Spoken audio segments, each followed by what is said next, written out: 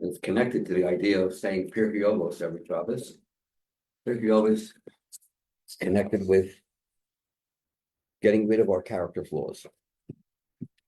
Not only getting rid of them, but also going beyond the letter of the law, called Milsa de Chasidusa, matters, ideas that are beyond the letter of the law. What a chassid, how a chassid lives.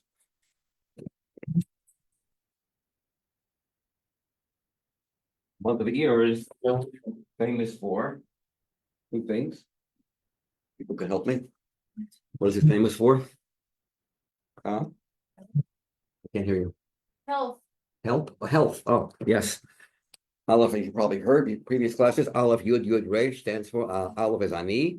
The Yud Yud is Hashem's name, and the Resh is Rofa Echa, your doctor. So this month is a month of Refuah. Begashmi is materially. Why? Because spiritually it's a month of Refuah. It's the month where we count Sphira. It's the only month in the year where every day we do a mitzvah that we don't do any other part of the year. Even though in Nisan we also count Sphira, but not the whole Nisan, the second half, meaning from Pesach. Sivan, just the first few days. Iyar, every single day we are involved with counting, where the actual day becomes a mitzvah. Like every other holiday also has a certain day where we celebrate Pesach, or Sukkot, or Rosh Hashanah. But the mitzvah is not related to the day. We do a mitzvah on the day. We eat matzah on Pesach. But there's no real connection between the mitzvah and the day itself, as much as it is with Sphira, where we actually count the day, meaning the day itself becomes part of the mitzvah. And this is a sign that we should take into consideration to treat time preciously. Right, to cherish every moment of your life, every moment that you're here, because when you look back, you'll say to yourself, why didn't I pay more attention? Why didn't I get more? It's true about a lot of things in life, and especially when it comes to learning in school. This is should be the best years of your life. Preparing for your future, becoming mothers, raising a family. Here's where you're preparing. So Sfira Sa'ima is a preparation for Matan Torah, and this is also a preparation for marriage. Matan Torah is marriage. Don't forget. Hashem says, the day I gave the Torah, the day I got married to you. So now we're preparing for the marriage. So Sfira is connected with Pirkei Avos, that we work on ourselves. Each day we try to rectify a different midah. This week is the midah of Tiferes. And usually, I'm not doing it this year. The previous years, I went into explaining what is Tiferes, what is Chesed of Tiferes, what is Gevuros of Tiferes, what is Tiferes of Tiferes. It would take a whole class to do that. Maybe in the other classes you have discussions on this. I usually do it. I lost the Sefer. I don't know what happened to it. That goes into every single day, explaining with examples of everyday life how to understand the Sphira. And I just can't find it. Finding that Sefer is like finding a needle in a haystack. My thumb are all over the place in my office, and somehow I misplaced it. I don't know where it is. But I'm going to tell you a story. I want to share with you a story that's probably the most fascinating story about the Rebbe you'll ever hear. I'm going to just tell the beginning of the story and then stop right in the middle. I want to learn the Sicha. Hopefully you're not going to leave to hear the end of the story. It's, a fascinating story that is so fascinating. And what makes it so great, powerful for me is I heard the story firsthand from the two people that are involved. It happened a long time ago in the 1960s. I heard the story when I was in Miami Beach, Florida, as a shliach, a bacher shliach, in the early 70s. We were 11 luchim sent by the Rebbe to build a yeshiva in Miami Beach, Florida. And that's where, just right as we arrived, a few days after we arrived, we heard the story from the father of the son. The son was the person who was involved in this miracle. The father is the main feature in the story. And it's a story that is just unbelievable. The person who tells the story says, I put on my gartel, I stand up, and I'm shaking when I'm telling the story. Okay. You want to hear the story? Yeah. Yes. So I forgot some of the details of the story, but Baruch Hashem is a book called Rabim Heshiv Mi'avon, with the Rebbe's picture, in Hebrew, the Bivrit, and it reminded me of the details that I forgot. So I'm going to tell part of the story. It's a powerful story. I told it last year, I think. So, but none of you were here last year. I think so, right? Anyone here last year? Okay, good. Then we'll get to the Pirkei Avot Sicha. I'm going to just tell the beginning of the story, a long story. I don't know if I'll finish it even today. But the story goes like this. He says, as I said before, he puts on a gartel when he tells the story because his body is shaking. It happened in 1962, right before Rosh Hashanah, in the month of Elul, Chav Gimel Elul.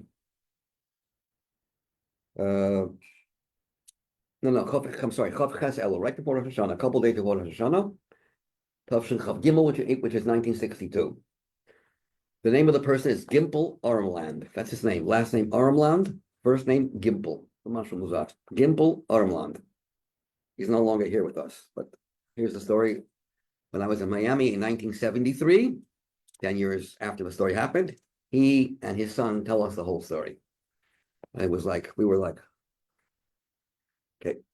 So my father-in-law, my mother-in-law, my wife's father and mother, with my 3-year-old, went driving somewhere. On the way back, there was a horrible, horrific accident. Father-in-law perished on the spot. Mother-in-law was injured, but she recovered. And my 3-year-old was injured severely. And I heard the news. I was in the middle. I'm not a Chabadnik. I'm not from Chabad. I teach in a non-Lubavitch school, and I'm very much into Litvak, the whole whatever, and don't believe in the whole idea of a Rebbe. The story took place in Atlantic City, right near Atlantic City, New Jersey.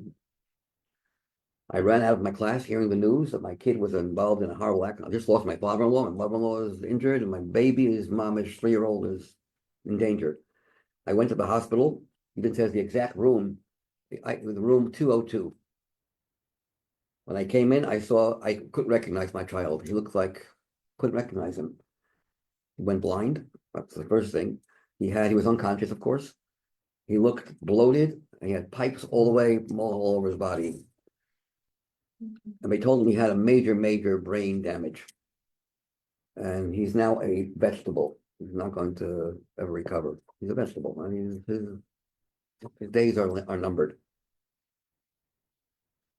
My wife, myself, met a doctor. His name was Professor Springer, Jewish doctor, very pessimistic guy. And he tells me, listen, your father-in-law passed away. You're making a levaya tomorrow.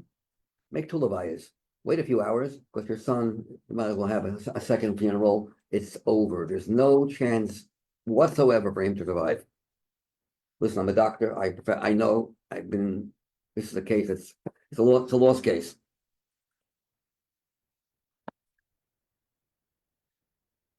So he says, I didn't know what to do. I was going crazy in my mind, losing it.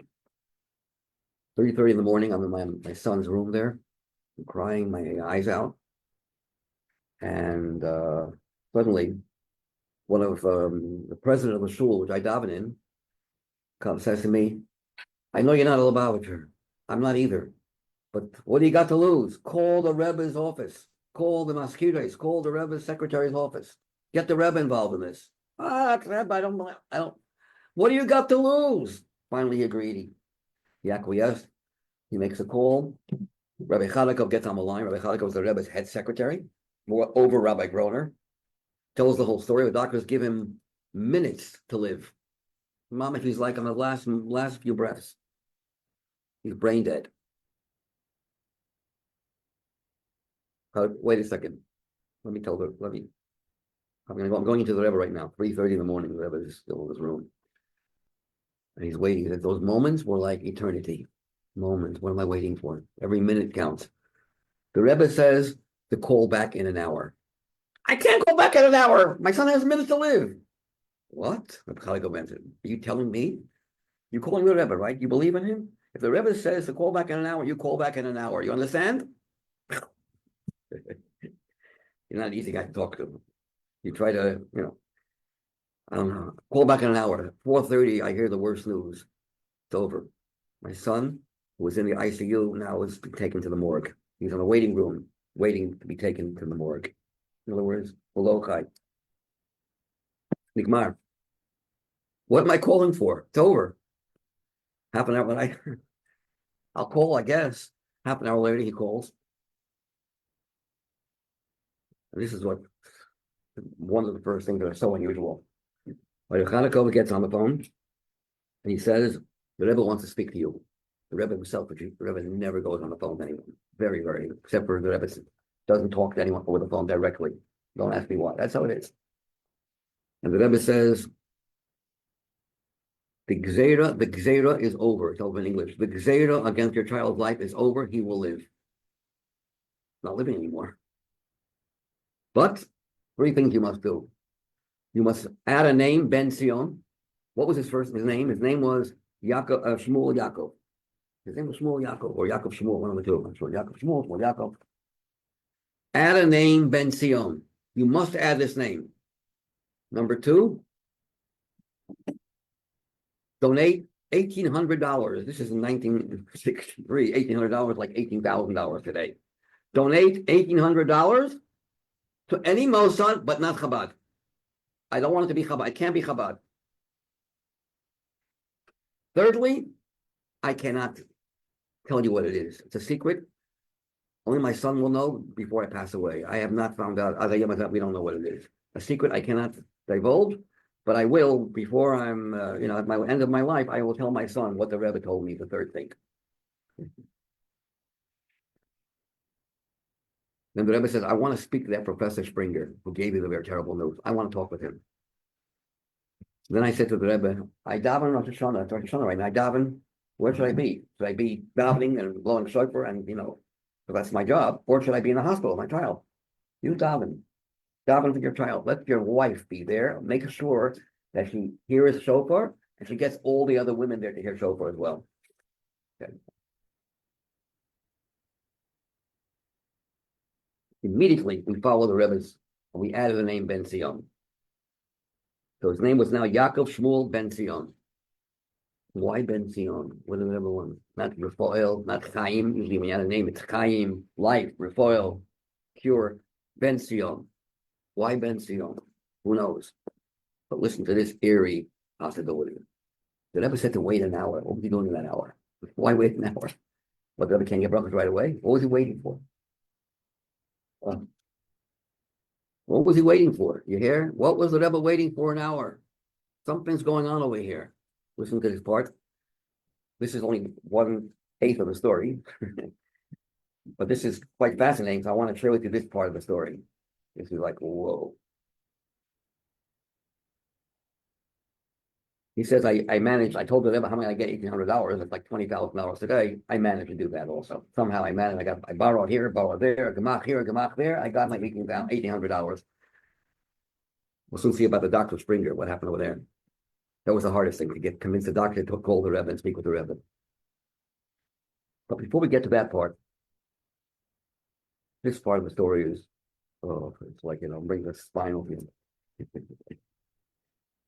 Why Ben Sion? I think you might have heard the story. You were here last year in my class, you might have heard the story. But make believe you didn't. Here's the story. My wife's great-grandfather was a Holocaust, lost his life in the Holocaust. Great Rambam, a big Torah scholar, very chashuv person, well known. His name was Ben Sion. And we're about to name the child after this person. What happened was my father, whose name is Shmuel Yaakov Shmuel, passed away very recently. He's my father, not my great-grandfather. My father just passed away recently. So I told my wife, I know we're planning to name after your great-grandfather, but how about my father just passed away shortly? What? He was very reluctant, but he understood and we agreed. He's not going to be named Ben Sion, he'll be named Yaakov Shmuel. A few weeks before the accident, listen to this. She, the mother of the baby, the mother of this 3-year-old child, has a nightmare type of a dream where her great-grandfather comes to her in a dream, the Ben Sion, comes to her and says with a stick, I'm cold. You've destroyed me. Why didn't you name the child after me? I will never speak to you again. And he had a stick in his hand, like angry at her. He had also the same night a dream.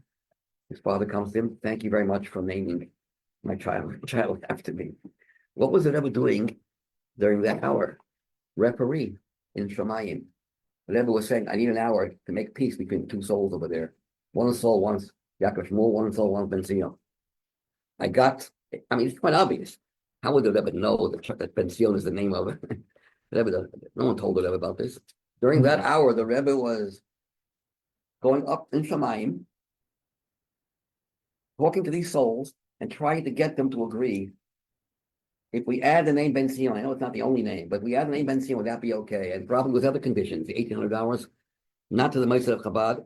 I don't know exactly why not Chabad, but that was a certain amount of money, probably to what Moshe with this great grandfather had a connection with. He did have a connection with Chabad. And the third thing we don't know. So this part of the story is eerie enough. This is just the beginning of the story. We'll soon see the rest of it, but I'm not going to tell the story today, the whole story right now, because it's too long. It'll take too long, and I want to learn something. So this is part one of who knows how many parts of the story, where the Rebbe is telling him to add a name, and things will work out. But they haven't worked out so easily. It took a long time. So we're going to leave it at here. We figured out a possible reason why the Rebbe said wait an hour. He needs an hour to, it's not something that's up to him. It's up to the Shamas Lamaila. He has to work on that. The Rebbe once said, I told you once, every neshama, every person that's born, every baby that's born goes through this room. How do I know about who's born? Because the neshama goes through this room. Which one? The Rebbe's room. כל נשמה שבא לעולם וכל נשמה שיוצא מהעולם, אני יודע מזה בגלל שזה עובר. הנשמה עובר, איפה שזה עובר, either coming down or going up through this room. The soul departs or comes vis-a-vis the Rebbe's room into this world. I'll explain. I just know what the Rebbe said. It was a soldier. There was a general in the army who had a issue, was going crazy. He made a terrible tactical mistake, strategic mistake, and he lost his whole battalion, a whole group of soldiers.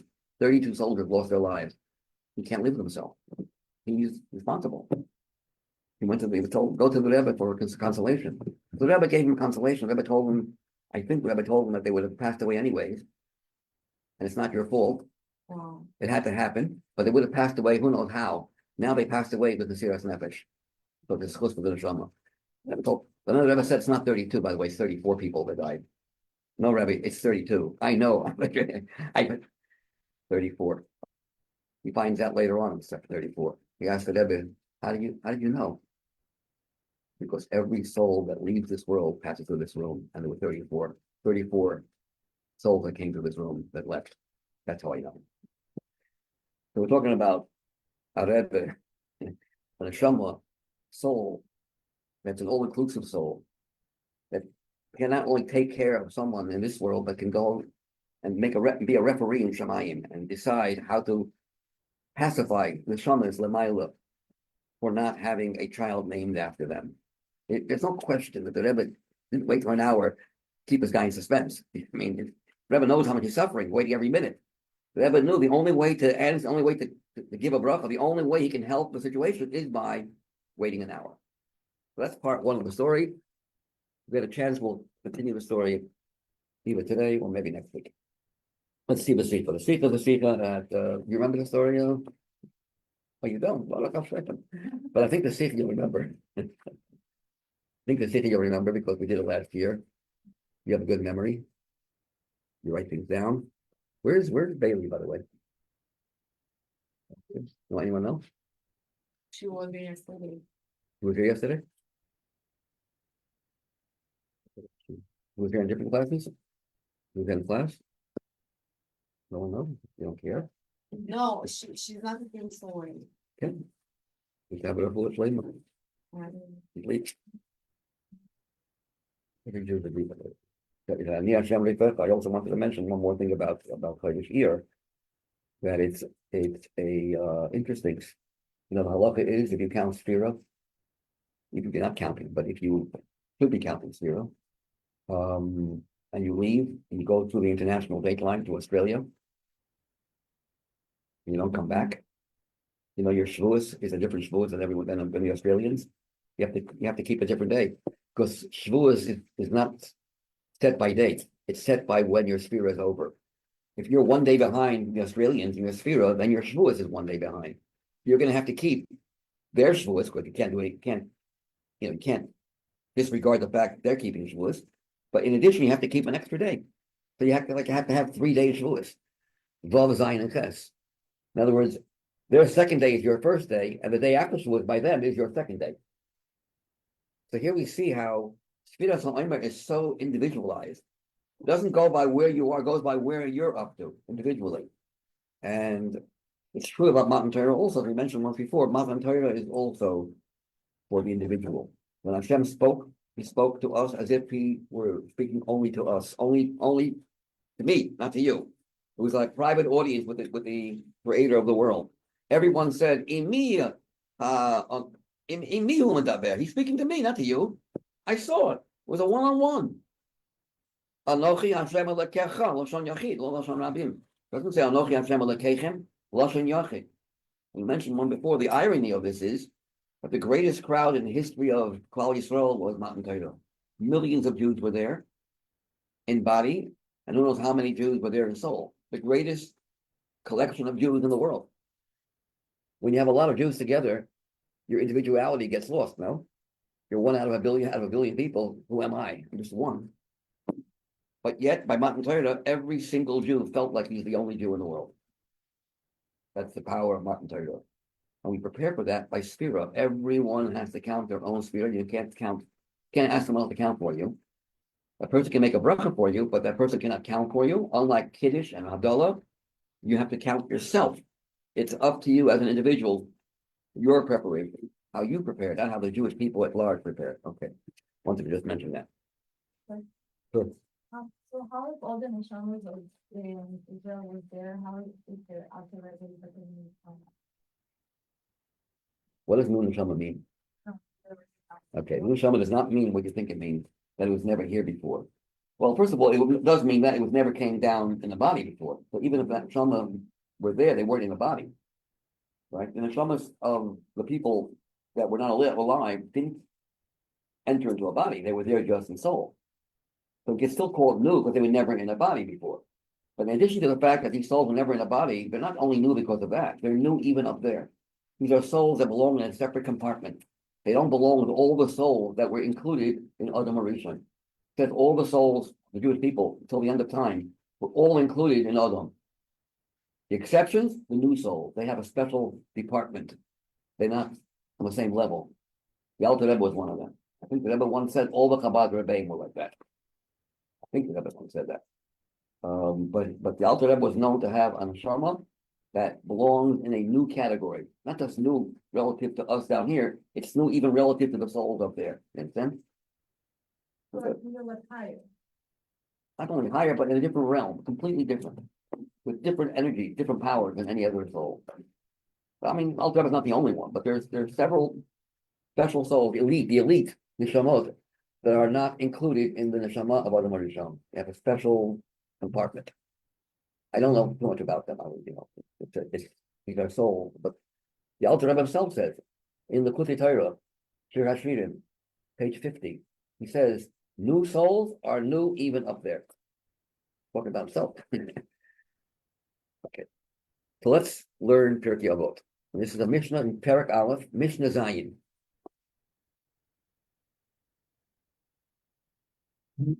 Pass it down.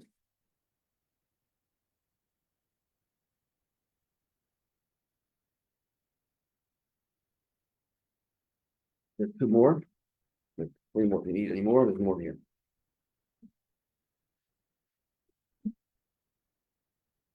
Nitai or Abeli. First parak in Masechta Avos, tractate Avos, which talks about behavior appropriate for a chassid, says the following: Nitai ho Arbeli. His name was Nitai. I guess he came from a town called Arbeli. You have it? Everyone have it? Another one over here if you need. What does he say? Very often you have in Pirkei Avot 3 sayings, and it's hard to understand how the flow goes. 3 seemingly distinct lessons in life, and we're going to try to figure out how these 3 are connected. Two of the three seem very much connected. What are the three things that he said? Nikai Baili Omer. Kimarbit HaMishnayot, like many Mishnahs, in this chapter, Kululot Kan are contained within this Mishnah. Shalosh Horaot, three directives, three lessons. Number one, Harchek Mishachein Ra. Stay a distance from a bad neighbor. Keep a distance. Harchek, not just don't get too close, be far away. Number two, lesson number two, and don't get too close. You don't have to stay far, but don't get too close. Don't become bound with a Russia. He's chaber, like chaber. The third lesson, don't give up on misfortune. What does that mean? Don't give up on misfortune. You want misfortune to happen? What do you mean? Don't give up. Yanim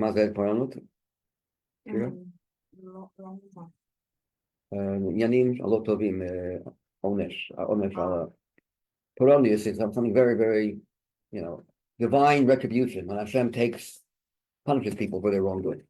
Don't give up. Don't give up on the punishment. What is that supposed to mean? On this last directive, don't give up. Al tisyaesh. Don't be in despair about the Puranos. Mutsuyim Shnei Perusha. We have two interpretations. The Pirush Echad, according to one interpretation, Al Tisyaesh, what does it mean? Don't give up. You see a person who's really, really not behaving himself. You have a question? Oh, God. I'm sorry. Page 160. I'm sorry. Page 160. I was starting in the bottom. My mistake. We started from here on the bottom there. Okay, now we're on the top of the page 161. What does it mean, Al Tisyaesh? Don't give up and think that the person who's living a good life, and he's a real bad person, doesn't deserve to have a good life. Don't give up. Don't think he'll never get punished. That person just, you know what? Not fair. So the Mishnah is saying, don't lose hope that person will get his just due. That person will be punished. Do not think it's not going to happen. That's what the Mishnah is telling you. When you will see the way of the wicked are successful, do not think that the bad will not happen to them. The misfortune will not come upon them. For sure they will get their just due. At the end. It might take a while, but they will be punished. That's one explanation. So out this guy, don't give up when you see another person who doesn't deserve to have a good life. Everything's going wonderful for him. It seems like, what's going on? Is Hashem in charge? Why is he allowing this to happen? Why do these evil people get away with everything? Don't worry. They're going to get. The second shot, the altis yaesh, don't give up when misfortune comes upon you. When you have things in your own personal life that are not good, and you feel like my life is miserable, don't give up as a result of the misfortune happening to you. Very different shot. You understand? The first shot is don't give up when you see someone else living a good life and thinking he'll never be punished. He will, or she will. Number two, if you're suffering, don't give up and think my life is just miserable, not worth living. Don't ever have that feeling. Alkis Ya'esh Paronis means the Pirush Nosaf, another Pirush, another explanation. Kishaba al Adam Puranot, when a person suffers in this world, al lo lipol lemasav shal yiush rachmanu l'slam. Do not fall into despair, God forbid. We shouldn't cut for that reason. Very different Pirush. You understand the difference? One is clear or not? One is about when you see someone else who doesn't deserve to have a good life, you're wondering what's going on. Why is Hashem not taking care of this person? He will. That person will suffer. Or number two, if you're suffering and you can't tolerate it anymore, and you're saying to God, I give up, don't give up. Things will change. Don't give up. Never give up. Okay. So the Rebbe is going to ask a whole bunch of questions here. The Mishnah Zu, in this Mishnah, Bilti Muvanim, are not understood a number of things here. How many things? 5. 5 questions the Rebbe has here. Yes. What are the 5 questions? Question number 1. What's worse, to say Ra or Rasha? bad or an evil person. Some people can do bad things, but you can't blame them too much. Maybe they have a lot of difficulties in life and they end up doing things that are not good for them, but they're not to be convicted as an evil person. When you say Rasha, you mean that person deserves to be called a Rasha. So who's worse? Someone who's Ra, who's doing bad, or someone who is an evil person who's called a Rasha? Obviously, the Rasha is worse. And yet, it's strange over here. What does the Mishnah say? When it comes to a person who's Ra, who's doing something wrong, stay away, far away from that person. The person who's a Rasha, who's more evil, what do we say? Don't get too close. You don't go far away, just don't get too close. Al tischaber imo. Why the Rasha, you're allowed to be close, but not too close. And the person who's not really a Rasha, Oh my God. I gave you a bracha before. I gave you a bracha before, Shlomo. It works. And it worked. I'm getting scared. In the good old days, someone like me would get touched, get smacked. What do you think you are, making mipsim? Okay. It's always good to have you. Yeah,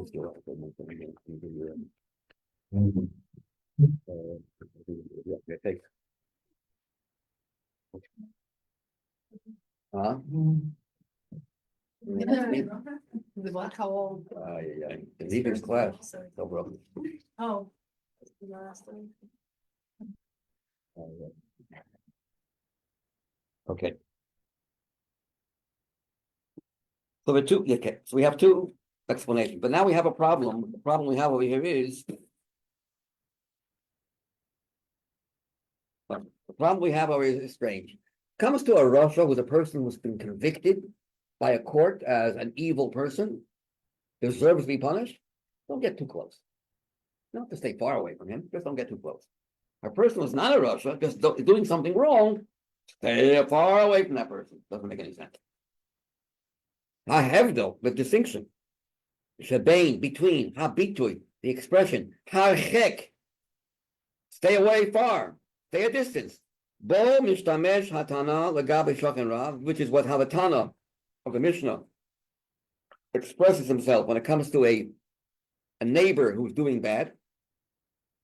Legabe habitui, relative to the expression, the altis chaver, don't get too close, don't get like bound and one with, don't get overly connected. Bo mishtamesh hatana legabe rosha. His harchek, when it says harchek, it means stay far away. Mora al harchakak dolo b'yoter. Al tischaber mashmaot. Al tischaber he iha yischaber bilvad. Just means don't get too close. Doesn't mean you gotta stay far. But the question is, how do we reconcile that? Ach, ein pirush hadavar yes lisrachek me'elam. But it's telling you don't have to stay far. Just don't get too close. You know what? You could even be his neighbor. Just don't get too close. Neighbor's okay, but that's it. The extra you can even be this person's shachen, neighbor. However, when you say far, keep a distance, it means forget about being a neighbor. Don't even live in the same town. The ilu mashmaot harcheki, harchaka mishachnuso legamri. When it says harchek, it means stay as far away as you can. Disavow any connection. So the Rebbe asked the obvious question: if he's there, guilty, move on. Hare Rasha who garua meira. A Rasha is worse. Garua means worse than someone who's doing something wrong. Shekain for Ra, when someone is doing something bad or wrong, mashma'o, its implication, could also be gam adam, even a person, shelihisna haguto hara'a kayamim sidukim shonim. Maybe there's some excuses, some justifications as to why he's behaving the way he's behaving. You can't really convict this person and give him the title Rasha. He's going through a hard time. There are people who are going through hardships in life and they do things that are wrong, but you can't blame the person so much. Anyone would perhaps do the same thing they're doing if they would go through the sufferings that person is going through. When you say Rasha, it means that person has no excuse. They will convict the evil person. A Rasha is someone who has already been convicted by a court. Mashma'o, its implication, Misha HaTorah Marshia Oto, the Torah considers him to be evil, and he is faulty. It's his fault, and there is no excuse, no justification whatsoever for what he has done. He deserves to be punished. Having said that, Madua Efo, why is it that the Tana wants you to stay further away from a person who's not a Rasha, who's just doing something wrong, than a person who's really a bad person. That person just don't get too close. It should be the opposite. The worse, more evil the person is, the further away you should stay. Why is it not that way? Question number 2. I'm gonna make it a little quicker here. What's question number 2? Don't give up hope. That person will be punished. Remember, we had 2 Pirushim. What was the first Pirush? When you see a person having a good life and they don't deserve it, they'll get there just do. Why would you want to pray? Why would the Mishnah want to say, don't give up, that person will be punished? Why not say, that person will realize how wrong they are and they will do tshuva? Wouldn't that be a better wish? Why would the Mishnah say, don't worry, that person will be punished? It should say, don't worry, that person will realize the wrong they're doing and they will have such regret and such remorse, they will become Bali tshuva. That's the second question. I'm going to go through quickly without learning it inside. The third question. Third question is, you have to know a little Hebrew for this. Al tishta'esh min haparonot. What does it sound like? Don't give up on the punishment. Meaning, it will happen. What was the second pirush? Don't give up. If you're suffering, don't give up because of your suffering.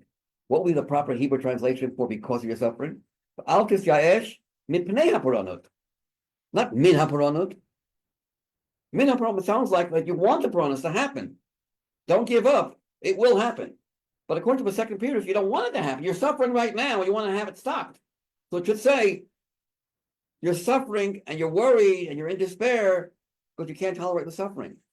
So it should be what the Mishnah should have said is, Al tishta'esh, don't give up hope because of your suffering, not from the suffering. That's the third question. The language doesn't make any sense. Then the fourth question is like this. What's the fourth question? The Seder. What's the order of the three halachot? One is related to I'm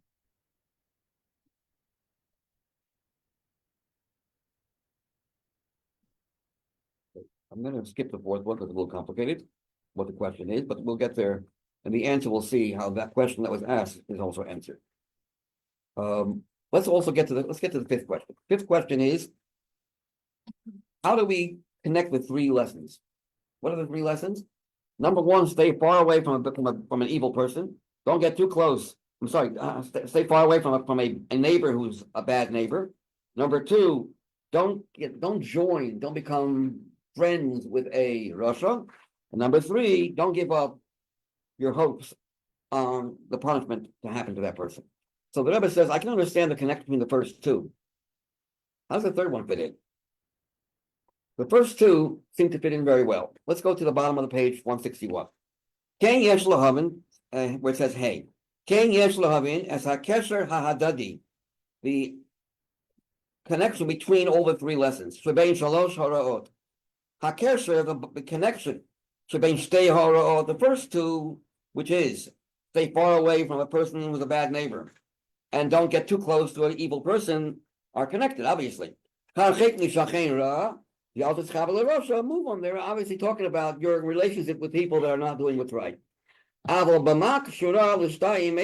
you connect to these 2 lessons? The third lesson, the Altus Paranos.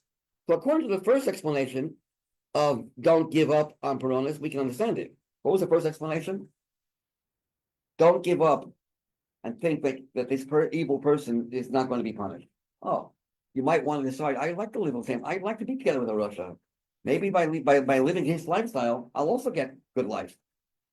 You know, maybe it's a good idea for me to follow this person's ways because look, if you don't behave, you get rewarded. Well, I guess I'm going to try, see what happens.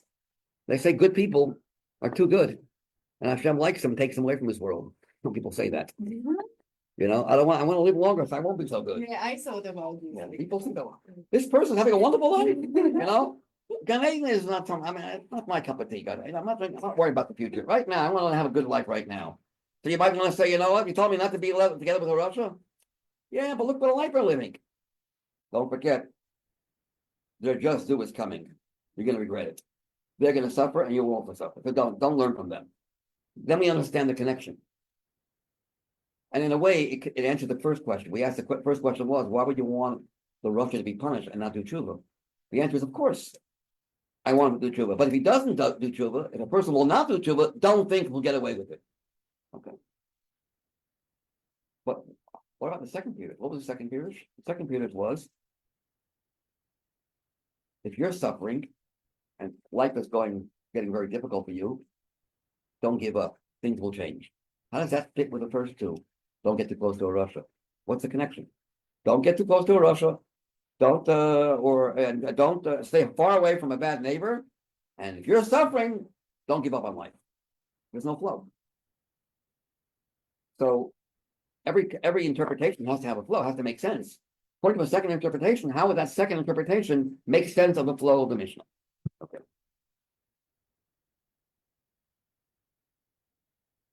Let's see page 162 on top, the paragraph of the according to the first period, we would have a way to explain the connection between the three directives. The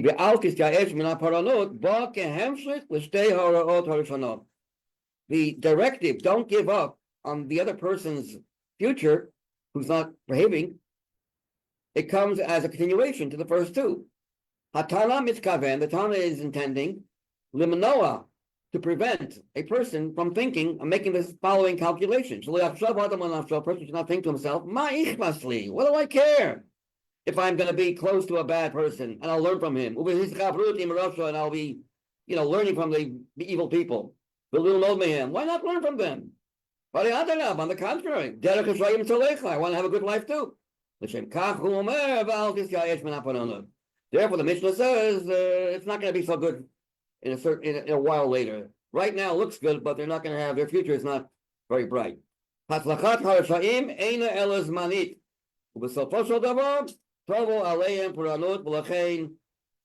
advice is stay away from them. So that makes sense. However, there's also a problem. When it says when you say altis yaesh, for example, you lost an object. That's what you just mentioned. Someone lost an object. If I lost something in the street and someone picks it up, they have to return it? It depends. If you believe, if it's quite obvious that person has given up hope, and when will the person give up hope? If there's no way to identify it, no way to prove it's yours, it has no simon. If it has an identifying mark on it, which you can easily mention, well, I know it was a jacket, it was a gray jacket, and had the middle button was torn. So you don't give up hope because you know that you can prove that it's yours. So then you're not giving up hope. What does not giving up hope mean? For sure you'll get it back? No, I might get it back. When you say don't give up hope, means there's a chance I'll get it back. If you say don't give up hope, the person might be punished or will be punished. Might be punished. When you say don't give up hope, it sounds like don't worry, it might happen. It won't might happen, it will happen. Hashem will for sure punish that person. So why are you saying just don't give up hope? It should say more than that. It will happen. That's the question. I found $20 a few weeks ago on Eastern Parkway. I could have kept it. Yeah, because Eastern Parkway is mostly, unless they found it in a shul somewhere, then it's good to call it. Yeah, you keep it. Oh, you didn't keep it? You're Tzaddikus. No, I like all the people that were around me was like, is this? That's very nice. That's going beyond the letter of the law. That's a good thing. Hashem will also do that in your situation to get paid back. There's payback. Don't forget. You'll lose something, and you hope the person will be generous enough to help return it to you, and it'll happen. Okay. So here's Zion. Look at bottom page 162 on the right side, the first column on the bottom. Zion. Here's what I was going to explain a whole different shot in the Mishnah. Topsy-turvy. The Mishnah is not the same Mishnah we learned until now. What does a bad neighbor mean? It doesn't mean a bad neighbor. It means a good person. Bad for you. Don't learn from that person, but that person has different rules than you have. I'm never going to give an example of what he means here. And it's very dangerous to be next to a person who you respect, but his way of life shall not be emulated. What's good for him or her is bad for you. What are the examples? Let's see. Also in health, talking about the month of Iyar, month of health. Certain foods that are good for certain people, but very bad and dangerous for other people. And be allergic to it. But that person, you know how healthy the person is. He says, he swears, reading all the books. It's bad to learn from that person's behavior. A person that's different, his biology might be different than yours, and his or hers biological life is not something you should follow. But we also see it also in Avodas Hashem. Let's explain. Habitui, the expression, harchek mishachen ra, keep a distance from a bad neighbor. Mufna is directed klape towards mi hura betor shachen. It's only bad for you to be his neighbor. He's not a bad person at all. To be his neighbor, and learn from him or her, that's bad. That person might not be bad at all. In fact, he might even be in a higher madrega than you are. Or he might be a good person.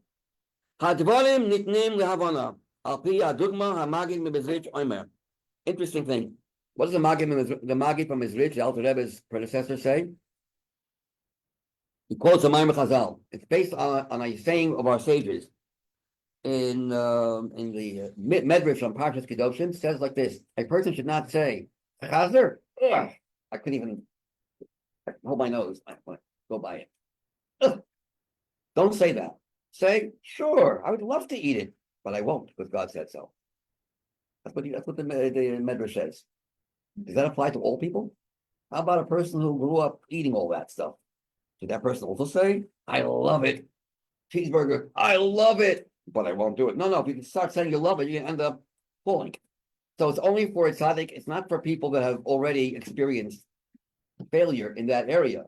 If you failed in the area when you were younger in kashrus, don't put yourself into a test by saying, try to ignite a passion for treif, and then say, but no, because in that passion you might fall. So it's only meant for people who don't have a yetzer hara for treif. Then you should say, the reason why I'm not eating it is not because, no, I could, but I won't. So what do we see? How about if you're next to a tzaddik, and he's a person who keeps on saying, I would love to eat treif, but I can't. Oh, Balchuva, I would also love to eat treif, but I can't. Maybe I could. Not a good idea to be too close to a tzaddik. Don't learn from that. That shochan is a tzaddik, but he doesn't have the same lifestyle you have. His upbringing is very different. The rules for him don't apply to you. But then we'll give another example later on, a very interesting example in the laws of interest. You don't want to take interest, on a loan. How about for a non-Jew? According to the Alter Rebbe, it's a mitzvah. They do it. Kaparai, get some non-Jewish money, become Jewish money. If that's the law, why not take advantage of it? So for some people, it's a mitzvah. How about a person who's already failed and he's taken interest from a Jew? That person should never take interest from a guy also, because if he does that, he'll start getting into doing it to his Jewish friend too.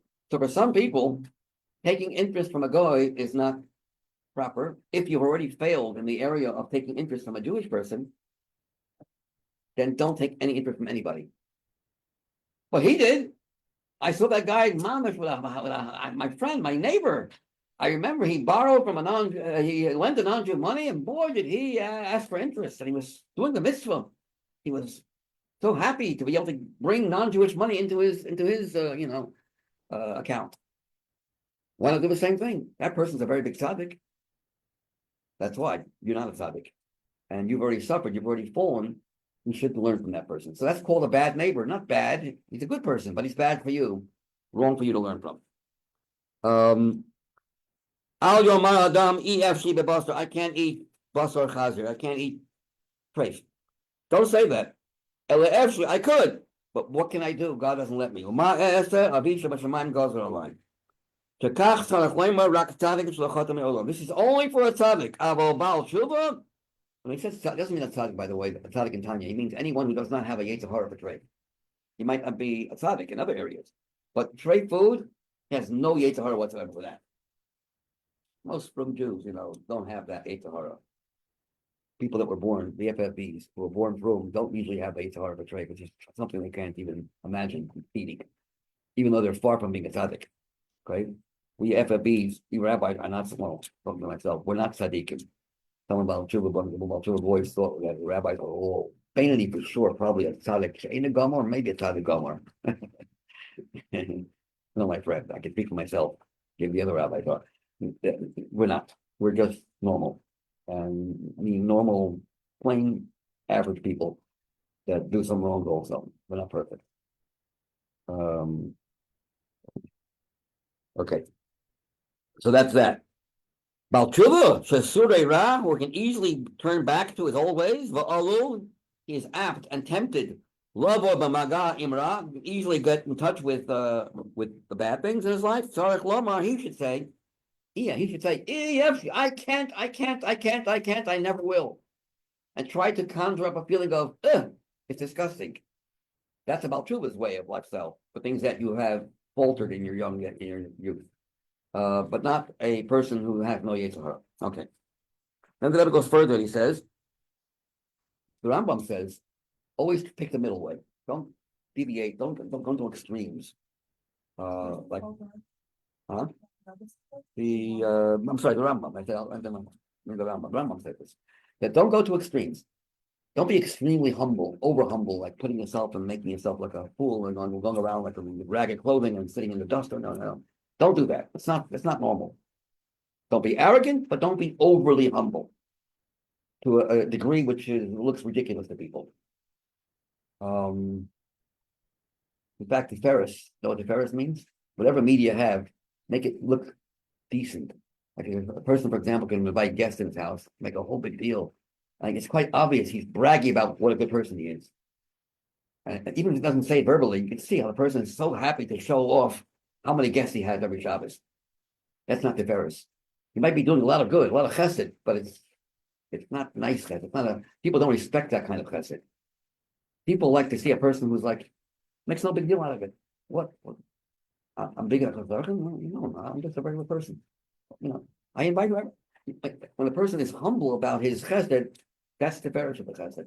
One of the explanations of the Ferris. It's a nice chesed, a pleasant chesed that people respect. And it's soothing to see a person who's so humble and yet so kind at the same time and makes no big deal out of himself. Just one example of Tiferes, of the Chesed. Okay. So the Rambam says clearly, but a person who is faltered, who has a big problem in gaiva, in arrogance, he's allowed to go to the other extreme. If someone bends over this way, you bend it back that way. Middle road is best, but if you deviate it all the way to this side, bend yourself backwards that way so that you end up in the middle. But sometimes for some people, you got to go to extremes temporarily. But don't say, well, that person is not going to extremes. No, you need to go to extremes. And likewise with Shmiras Haguf, with help. Not every Jew has the same, every person has the same rules of health.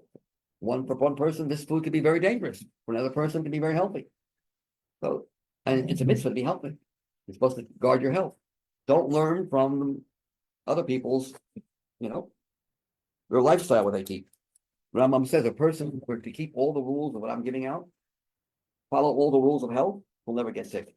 But if you've gotten sick, different story. Then my promise is off.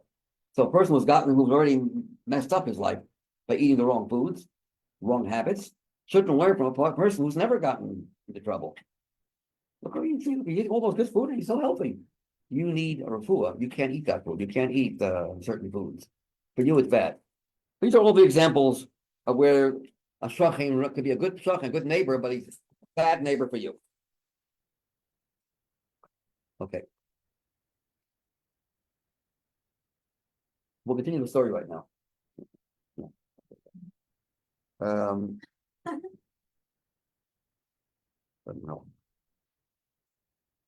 Okay. So this is related to the person himself. This is for you to know for yourself. Don't learn from others. They might be bad neighbors for you to learn from. That's related to your own, how you should live your life. What about when it comes to kiruv? Are we supposed to stay far away from our Rasha and give up on him? No. Be makar of him, but make sure he's not trying to be makar of you. Don't get too close. You're going to California, don't become Californianized and lose your kesher. You get too close and start to, get involved and get a chayas and things. That person gets a chayas in. I want to be makar of that person. I got to, dress accordingly. I got to act accordingly then he'll really relate to me. No, they won't. They're not looking for people who are exactly like that, number one. But by doing so, you can easily not only not succeed in the makar of that person, but rather that person can have an influence on you. So al tischaber, don't go away from them. Work on them, but remain separated.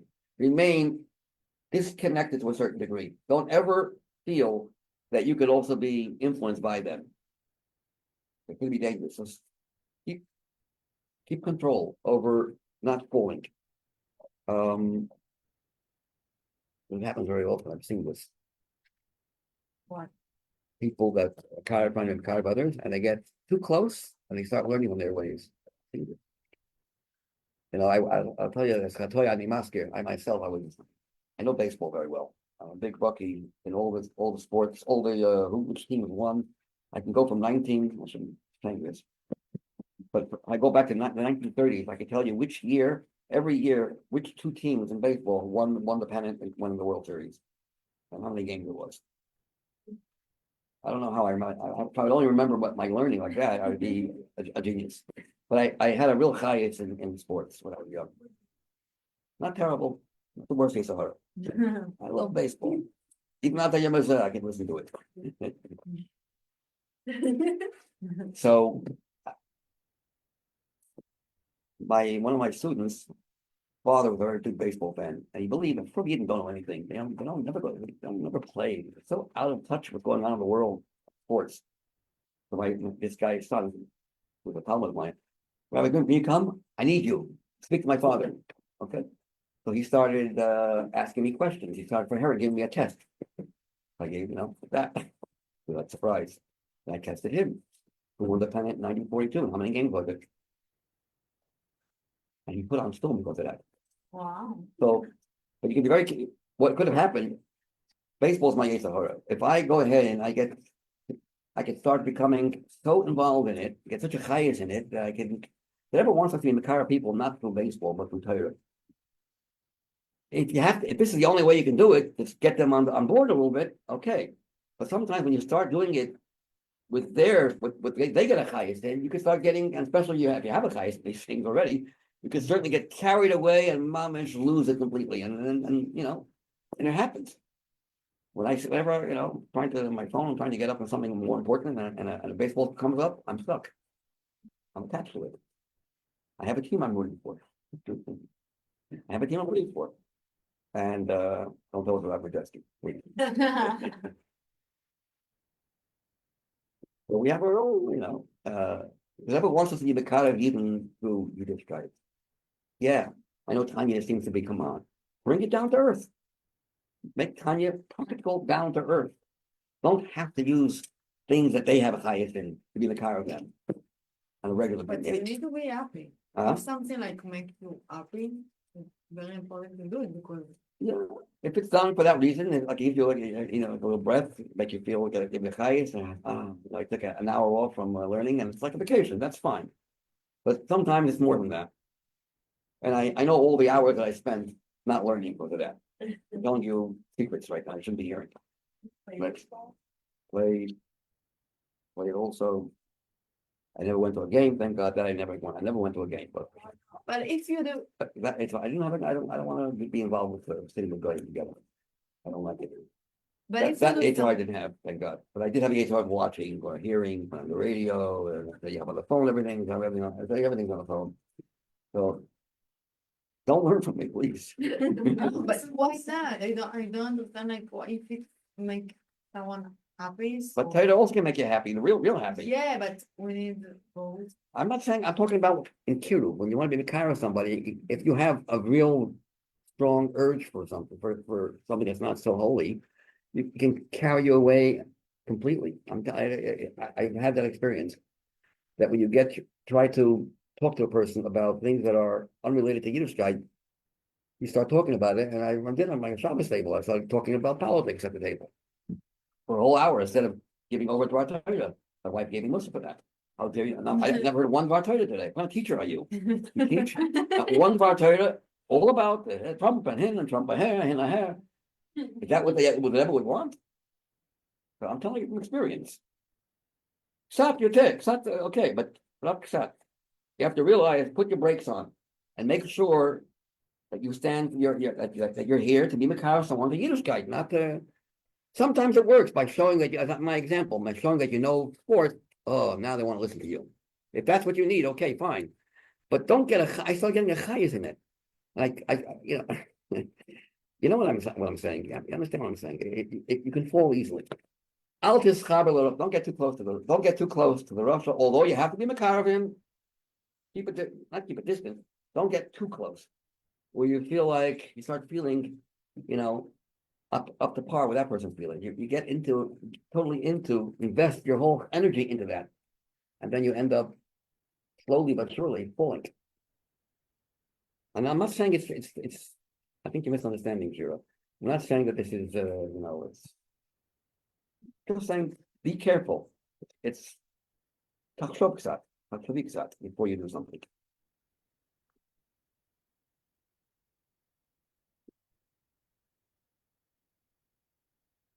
So yeah, right after the show, you probably can go to the radio again. And then practice you preach. Just practice, tell the girls off, and then you end up doing, Rabbi Greenberg, I think, can I tell you a story? I think you'll like it. You have a story? Yeah, Okay. one of mine. 1 second. One second. Okay. The third part of the sequel we'll have to do next week. The fascinating part, which is not translated properly, I want to get to next week. What was the story? It's kind of similar to a baseball phone story. Like I have always grown up with dogs, and my mother had these like new Belgian shepherds, so I took them with me when I just graduated college, and we were having we had a booth during Hanukkah at this like art fair in my college town. So I brought my dog with me, and I put like a menorah headband on her. And basically like the real Chabadnikim, my like children were really scared of the dogs. But then Many Hasidim are scared of dogs. yeah, this person saw that my dog had a like menorah headband on, and they went over, it's like pet the dog, and then my rabbi like stooped and was like, "Are you Jewish?" He's like, "Yeah." I just want to wrap the tefillin. He's like, "Oh, I've never done that before." And he wrapped the tefillin for the first time ever because Okay, that's like my story. Mocha learned a car pasta, so she's a Hasidic dog. Wow. I was involved in putting on film with someone who gave me an answer. I don't put on film. Why? I don't get involved in machlokas. What machlokas? Rashi and Rambam and Tom. I don't want to take sides. So I told them put on both. I have both films. Put on both. And you did? No. Another fellow who had a tiny little yarmulke. I couldn't see the yarmulke, so I said, "Excuse me, would you like to put on film?" Go to the yarmulke. I said, "No, I'm not talking about Rashi. I ran a Thomas film." Because I felt I insulted him by asking a Fruma Yid would bring a yarmulke if he wants to put on film or not. So I changed from no, I don't mean. I meant Rashi at first. I meant Rabbi Thomas film. And another one on the story, I'll stop with this, where I met a guy who I had no idea who he is. No idea who he is. I went over to him and I said, "Yankele, Reb Yaakov." Happened to be his name. "I haven't seen you in years." He's very confused. I don't know who you are. "I haven't seen you in years. How are you? You remember me?" And he goes, "I don't know who you are." And I remember when you put on film was here, and I had the phone on his hand. And he doesn't know, he's hypnotized, he doesn't know exactly what in the world.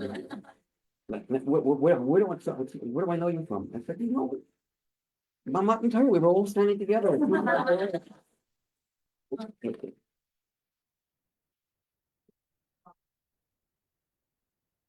Okay, have a wonderful day. Good thing to see them, but we have it, and the story will be continued next week. Fascinating story. This is just the beginning of the story. Oh, yeah. No? One.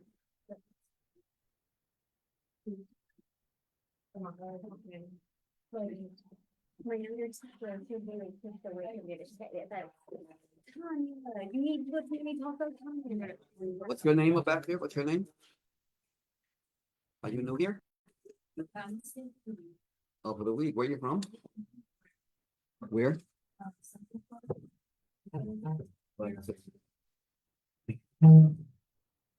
How far from Orlando?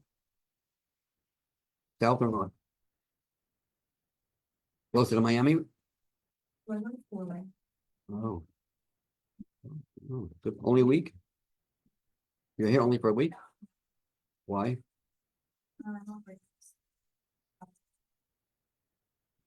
Once you're here, you can't leave. You know that.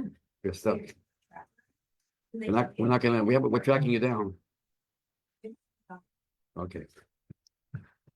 Oh, yeah. Rabbi Greenberg. Yeah. My father was visiting me last week. I'm just filling on my father. Running, Coleman, and running. Yeah, he's like, yeah, you have to bend down for him, just to get the head going on. Yeah, he's like, 6'5"? 6 foot. No, he's 1'6". He's actually less, he's 5'11 3/4. Really? Looks much taller. Well, we're on the desk. And then he's next to our desk, I guess, yeah. Oh, they're not that short. I think also they're far apart. He's 6 foot, yeah. Okay. It is. I visited me for a couple days. Yeah, proud of you? Yeah. Yeah, he's a Montreal Jew, so he's like very like traditional concept. Oh, yeah? Yeah. I would just ask it, like, he saw we were leaving, or spoke around the desk, and I briefly picked my family, I remember on the desk before. And then as we were leaving, you just see the push, you just put the dollar in it. But look, I did that, so yeah. First. And Thank you.